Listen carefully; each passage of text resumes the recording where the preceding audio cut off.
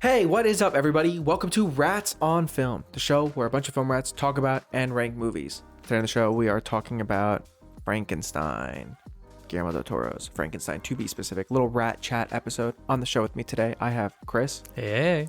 Jordan. Hello. And I'm your host, Xander. Welcome to the show, everybody. I was gonna say she hate me, but that's from the Bride of Frankenstein. The best line ever from any movie.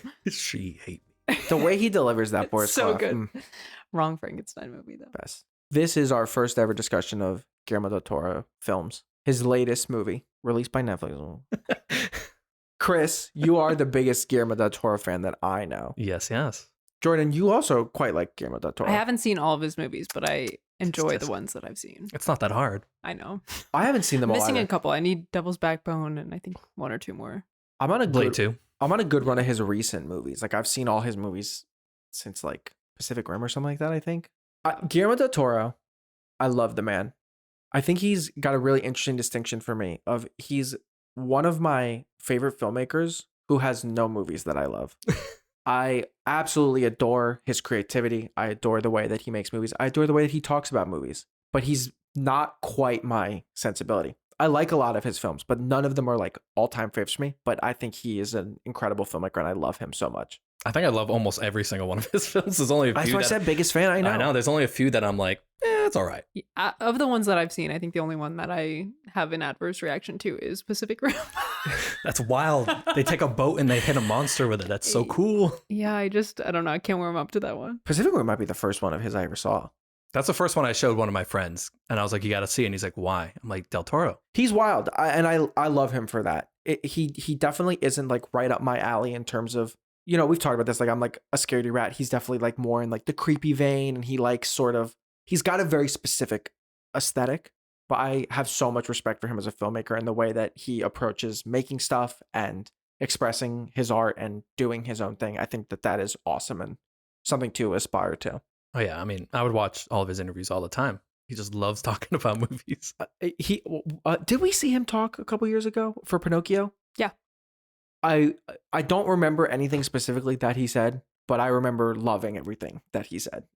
He's great. He rules. Yeah, he's just one of those people when he talks, you can tell that he's super passionate. And like, even if you don't agree, you're just like rooting for him to be successful in what he believes in because you're just like, his heart is really in it. Yes. Yeah, 100%. I don't know. You always want to root for someone who's doing things for the right reason. Yeah, I do. 100%. I love him for that. So Frankenstein. The three of us have covered Frankenstein on the show before. We did a Universal Monsters episode previously. Check that out. But this is just a rat chat episode, so there's no ranking today. We're just going to discuss the movie, new movie. I guess let's start at the top with little spoiler-free review. Just like a little blurb, like what you guys think about the movie, and then we'll go into full spoilers, just so everyone knows, because it's a recent release. My spoiler-free would be, it has what I love about Del Toro's sensibilities of his visual eye and his care for his characters, and obviously, if you've seen his other films, his care for the monster creature. Every film is like that. And that's not a spoiler for this one. No, definitely in not. particular either. Yeah, I mean, I want to start by saying that I was blown away when I saw it. I really fell in love with it, and it really emotionally impacted me when I saw it for the first time. But the book is one of my favorite books ever of all time.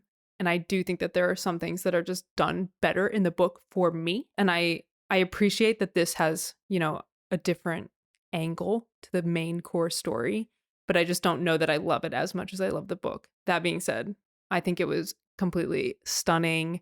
I think the performances are top notch, and I think this will go down for like one of my favorite movies of the year. Yeah, this is big thumbs up for me. I really did enjoy it. I think I'm probably lower on it than both of you. I am with Jordan. Love the book. And I think we're going to do a little section at the end to talk about like the book versus the movie. We'll talk about the movie mostly, but it's hard to separate it.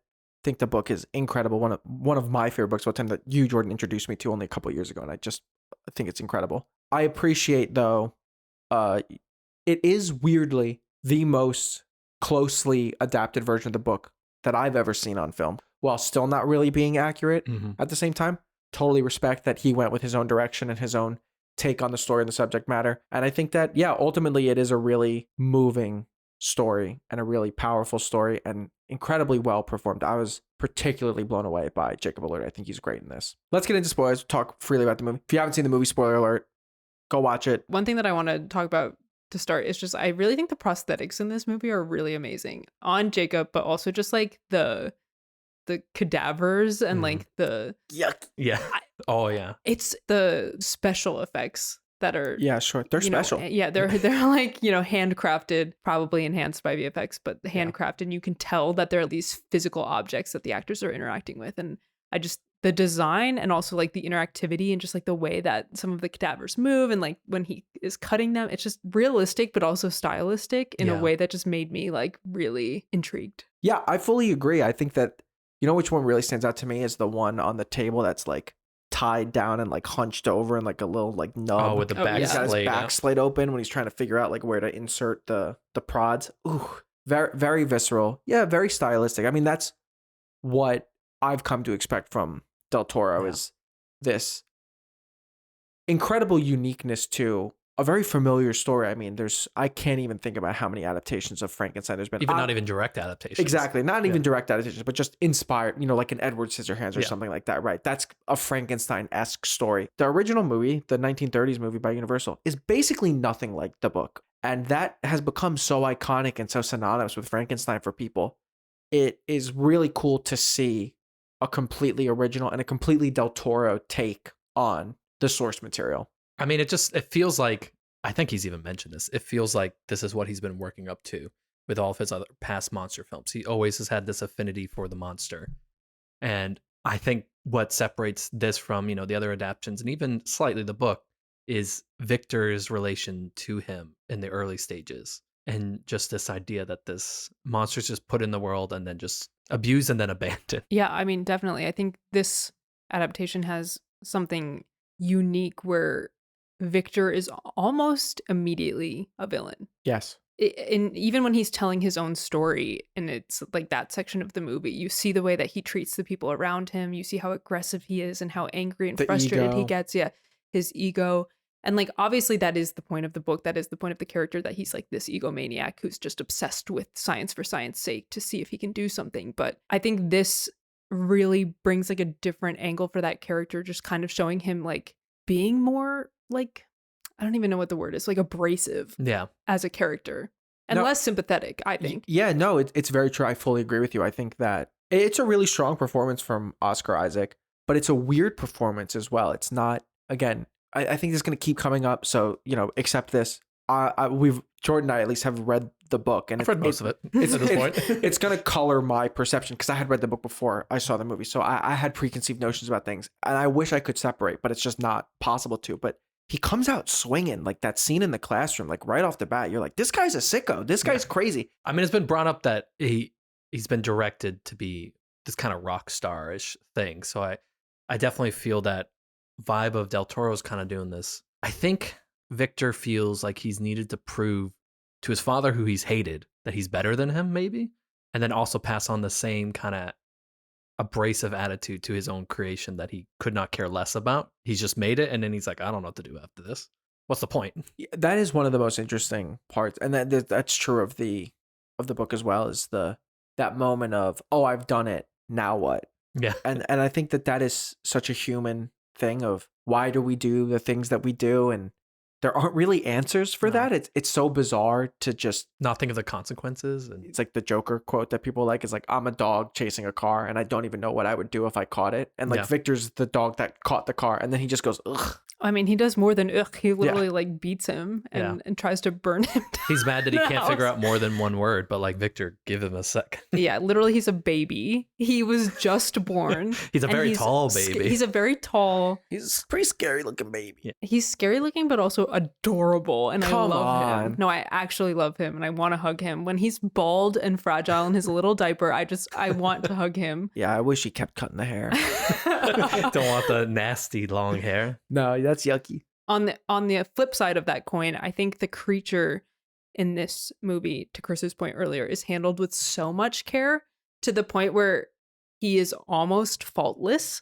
And to me, that's where I have a bit of a problem, honestly, because I think both characters are pushed to the extremes of what you're supposed to get out of the characters in the book. And I think it works in the movie. It just is telling a different story. And to Chris's point, I think this story is more about fatherhood and, parenthood and, raising someone and having frustrations and generational trauma and what you get from your parents. And I think it's just a different thematic string than the book. Yeah, generational trauma, 100% right there with you. I feel like that's one of the biggest things. And the fatherhood thing. I think that clearly is something that's important to Del Toro to explore. Pinocchio, one of his other recent movies, I think was very much... I mean, it's in the Hellboy barking up also. that tree, yeah. Mm-hmm.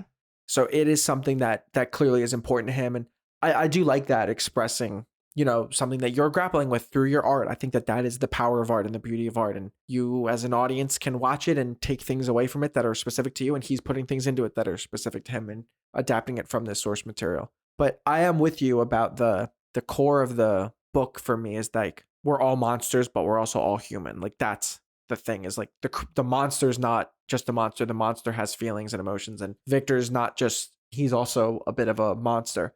And this one kind of does go with a little bit more of a black and white approach to them, especially in the third act with some of the choices that they make to make changes to what the creature does. Yeah, I hear you about things changing in the third act of this movie versus the book, but I really do think it happens sooner. I think the decision for Victor to want to burn down the house with the creature in it is so vastly different than the creature just disappearing and Victor having to deal with the fact that he doesn't know whether or not he's alive or dead until his brother is murdered and he sees him. Yep. It's like the character motivations are completely different. And that's almost at the beginning of when things start to get interesting. It's kind of a point of no return for Victor, right? Because he has this... Okay. Here's my big criticism of the movie. I think the pacing is a little bit not quite right. I love the structure here of we're getting Victor's side of the story, and then we get the creature side of the story. That is an incredible construction. Started with the cold open, which is a really cool cold open. I think that works really well. I think it's a bit unbalanced, and I think that hurts it. And I think that Victor's story, we kind of get a little bit overindulgent with like how much time we're spending with Victor. And we got this Christoph Waltz character that really doesn't matter. It's not really important.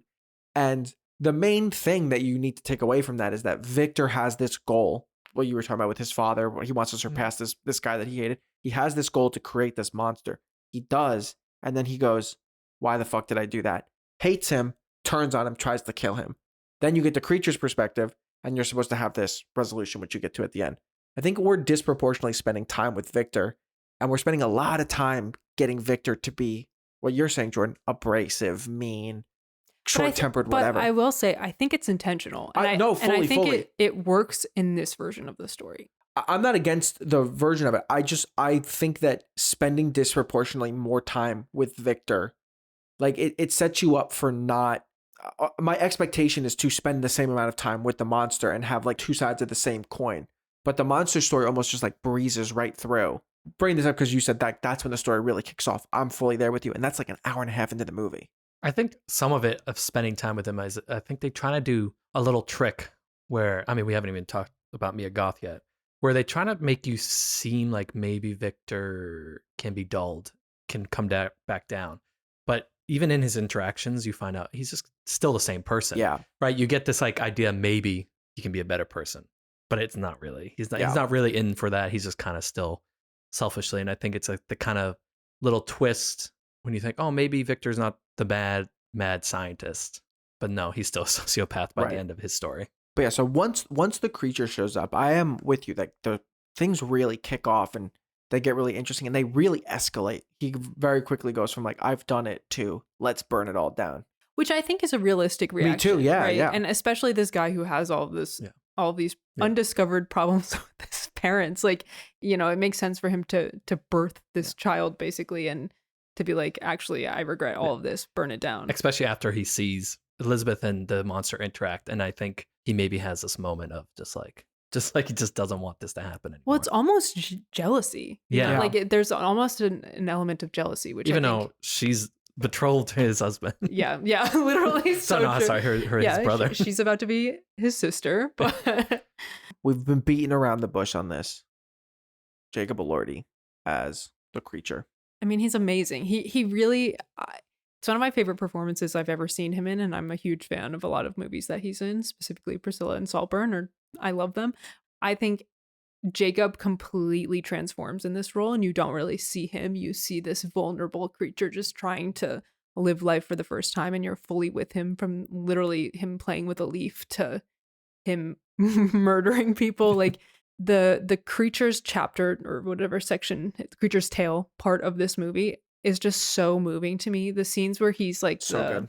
the spirit of the forest makes me literally cry, like tears, like full tears. I just think his performance, and like specifically the way that he acts with his eyes, because he's obviously covered in prosthetics, and his body language, like his shoulders curved over. I think it's a unique portrayal of the creature that we haven't really seen, and he just brings this humanity and vulnerability to the character that I think is just so beautiful. Yeah, I was truly blown away by his performance. I think he's incredible in it.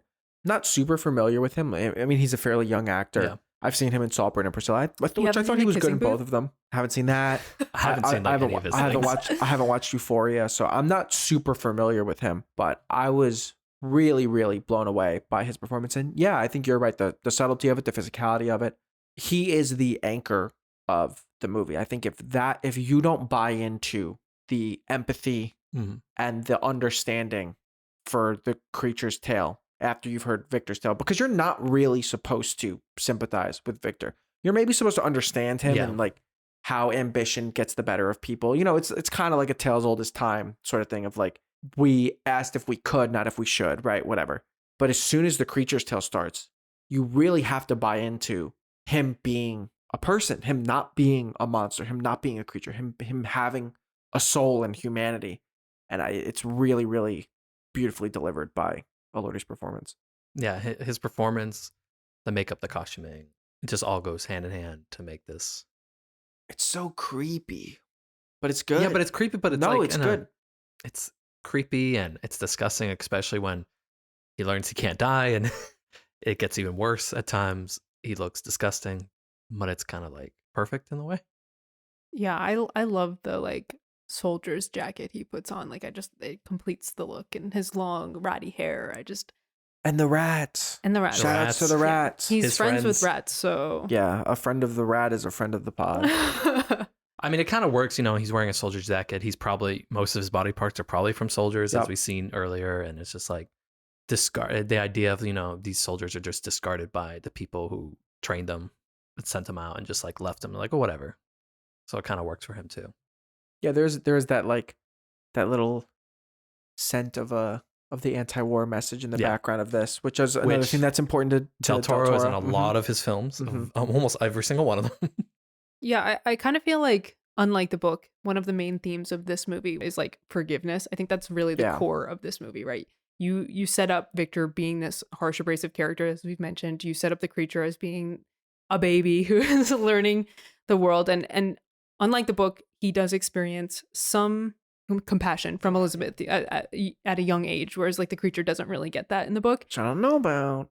But I do think it's important that he has that at a young age, because then when he goes out and he's faced with all this cruelty, at the end, something to go back to. Yeah, at the end there, he still has that beacon of hope. Like, he doesn't lose all humanity. He has what makes humans also beautiful, because I think part of the story of the book is like all humans have this like bad, evil element to them too. But I think that this character is like, he is holding on to that beacon of hope throughout the story. And I think when he confronts Victor at the end on the ship, they have that moment where he says, "I forgive you." And he's experienced literally all of this trauma his entire existence, and he still has the ability to forgive the man who made him. I just think would not be me. Yeah, but seriously, this guy tried to burn you up. It's a really sweet message, and I think it is important. I think people should forgive to move on and heal and live their life, because the whole point is Victor's telling him, to live, actually live, live, and like, what else is the point? It's a nice little to live. It's a nice little message at the end. Yeah, and that is not really in the book. No, so I think not. that's a really sweet theme that's added into this story, especially when we're dealing with that parental trauma and people who you care about and they are hurting you or whatever. I think that forgiveness arc is really, really good. Well, I think that plays into one of the arcs that is in the book that I think is really strong, that is in this movie as well, which is like loneliness, right? And Mhm. and solitude and isolation. And Victor, he isolates himself to an extent. Yeah. Again, it's expanded upon in this film with his father not having a relationship and his mother dying, and then his father favors his brother, right? So yeah. so he's isolated, and then he puts up these walls of this intelligence and this ego and all these things, and what that sort of isolation and solitude does to you, where it drives him. And Even like Elizabeth is isolated. She feels very Right. estranged from everyone else. She's kind of just an object being passed around Yeah. by these men who are beholding her. Yeah, I mean, and- her uncle is basically selling her. exactly, to Frankenstein's yeah, brother. to save himself. And then you've got the creature who just wants human connection. It's so devastating. It's so beautiful. The Spirit of the Forest section, the blind man is the only one who ever shows him any kindness. The bit where he just wants to be patted on the head and get a hug is just so emotionally I'm literally devastating. gonna cry thinking about it. But it's beautiful. It's beautifully done. That's something that's from the book that Del Toro has now added his own little message, but I think it complements it really, really well. I sometimes forget how violent Del Toro can be because his movies are sometimes lyrical and beautiful, like Shape of Water or even Pan's Labyrinth, but even in that movie. And then the beginning, he just like bends that man backwards. He rips a wolf in half. Yeah, he's When brutal. he rips the skin off the wolf, Yeah. The And one I'm that like, gets oh, me yeah. image is, I will never not see. the one that gets me is when he rips the guy's jaw off. Yep. He grabs the bottom Basically of his throat rips head. him. And, yeah, just rips his whole jaw off. Crazy. I'm like, oh yeah, Del Toro. Yeah.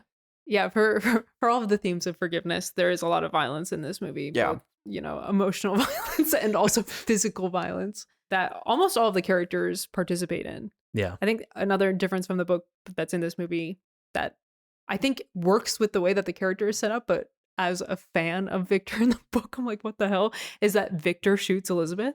Yeah.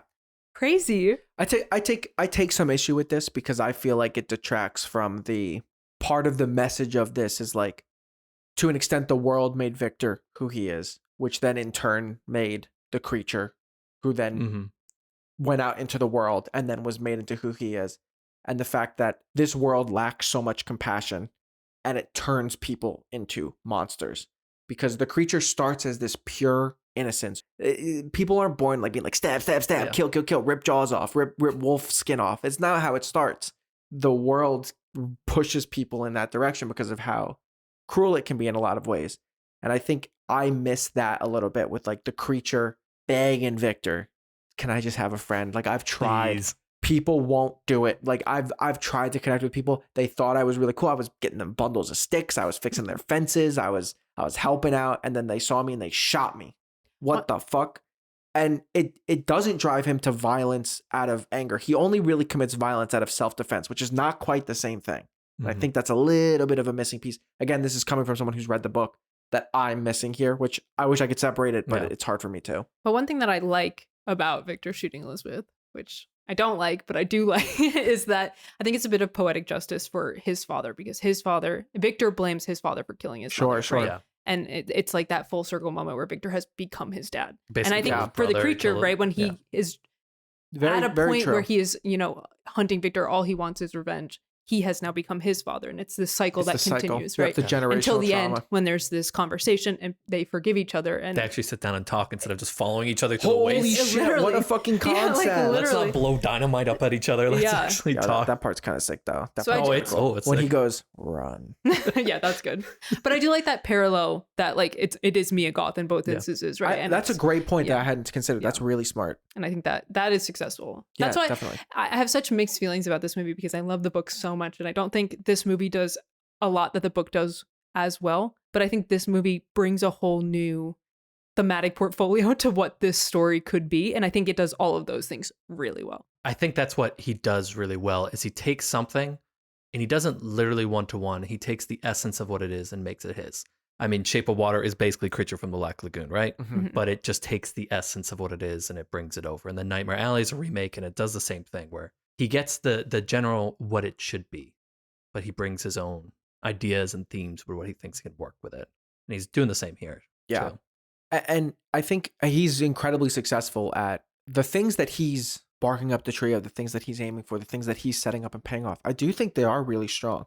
I just have such a hard time separating it from being like, oh my God, I fucking love this book. But that doesn't mean I wasn't blown away by the movie and incredibly moved by it. Desplat score is good. I mean, he always does these great He themes. delivers. He's one of the modern greats, I think. Yeah, it really adds to the ambiance, especially when they're setting up Victor's world in the beginning. I think you just with the color scheme, those rich greens and reds, and the score. I feel like I'm in a different world and in a different time, but I'm like bought in on the world that they're setting up. And you can never fault Del Toro for not having color. His films are always very vibrant. This one vibrant, and not like in a Technicolor kind of way, but like it feels real and saturated and like it's alive, but in this kind of slightly good one. But in this kind of hyper realistic way, but it doesn't feel like something insane, really. Yeah. But the set where the creature comes alive, amazing set. Those big batteries. Yep, designed for design's sake, almost, really. Yeah. Nothing is overlooked. That is like such a Del Toro thing, though, isn't it? Design for design's sake, and not in a negative way. Like there is thought put into all of the details. Yeah. Well, it adds to like the opulence of Victor's life too. It works because it's not like, oh, we're only going to really see this, so this doesn't need to be super designed. I know for a fact that set's probably designed all the way up 360. to everything, and it's intentional, right? And it's meant to. I mean, one, it's meant to ground the actors, but it's also meant to ground us watching it because, especially if you see it on big screen, you can see everything, right? And you're not ever doubting, oh, is that really there? It's a beautiful movie. Yeah. Beautiful emotionally, beautiful aesthetically, and a little yucky. Yeah, but that's what I love. That's Del Toro, though, isn't it? Yeah. It's beautiful. Like all of his films are really beautiful, and then also really yucky at times. Yeah, I feel like had I not read the book when I saw this movie, I would have just been blown away by it like I am now, but just been like, wow, amazing. Yeah. Never been done before. Like so beautiful. And I love it. I think the only issues I really have are just like, I like what's done in the book better. Not that it is better, just for me. But beyond that, like I really do think the way that Del Toro built this world and, wove these characters together and told this story, I think almost successful on all fronts and like very, very moving, which I feel like is the most important part for me. I'm right there with you. Banger. Good movie. Yeah, it makes me want to read the book again, and I have read the book again. I just want to keep reading the book and watching the movie and, thinking about the differences. Go watch it if you haven't watched it and let us know what you think. Yeah, watch it no matter what. Yeah. And read the book. It's definitely one of the better best films of the year. Yeah. Yeah, I'm curious, for people who didn't read the book, how'd you feel about it? For people who have read the book, how did you feel about it? Did it negatively impact how you felt about this movie, or did it positively impact how you felt about this movie? Be curious to hear what you think. Thanks for listening to this little rat chat on Guillermo del Toro's Frankenstein. Guillermo, we love you. Keep making stuff. Keep doing you. You rule. Make that in the Mountains of Madness film, please. And the Haunted Mansion. And the Phantom of the Opera. I know he wants to do crime now, but listen, please. you do you, man. I'm not even like, I'm like your biggest fan who's not your biggest fan. I think you're awesome, and I just like your movies are always like not exactly down my lane, but I love what you're doing, so keep on going. All right, thanks for listening to this little rat chat. You could tell a friend about the show, or a bunch of little rats talk about and sometimes rank movies, not today. You can follow us, Rats on Film Pod, social media, Apple Podcasts, YouTube, Spotify, and on Letterboxd. We'll be back in 2 weeks to talk about and rank some more movies. Till then, bye-bye.